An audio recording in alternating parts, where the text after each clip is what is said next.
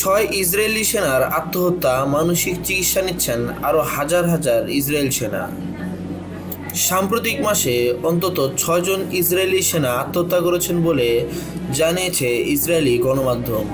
গাজা ও লেবাননের দীর্ঘস্থায়ী যুদ্ধের কারণে সৃষ্ট তীব্র মানসিক চাপ এইসব আত্মহত্যার প্রধান কারণ বলে প্রতিবেদনে দাবি করা হয়েছে।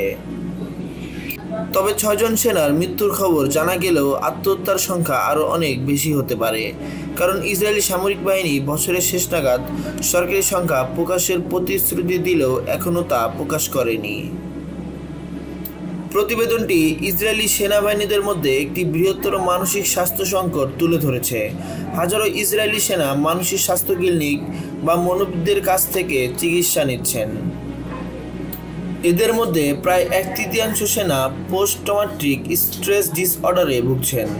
প্রতিবেদন অনুসারে মানসিক আঘাতে ভোগা সেনাদের সংখ্যা যুদ্ধে শারীরিকভাবে আহত হওয়া সেনাদের সংখ্যাকেও ছাড়িয়ে যেতে পারে।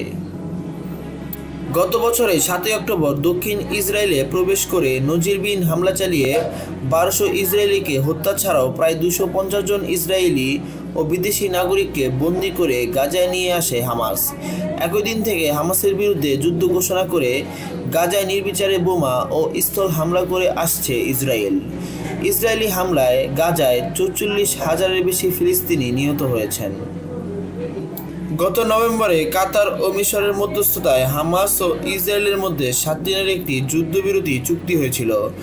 চুক্তির আওতায় হামাস শতাধিক ইসরায়েলি বন্দীকে মুক্তিও দেয়, তবে এখনও তাদের হাতে শতাধিক ইসরায়েলি বন্দী রয়েছে। 1 বছর পর এই যুদ্ধ এখন আর শুধু গাজা উপত্যকায় সীমাবদ্ধ নয়।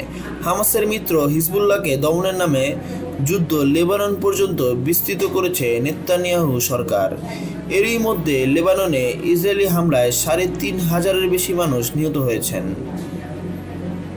এরকম আর গুরুত্বপূর্ণ নিউজ পেতে আমাদের ভিডিওতে একটি লাইক দিয়ে চ্যানেলটি সাবস্ক্রাইব করে বেল আইকনে ক্লিক করে রাখুন এবং ভিডিওটি দেখার শেষে আপনার মূল্যবান মতামত কমেন্ট বক্সে জানিয়ে দিন। ধন্যবাদ।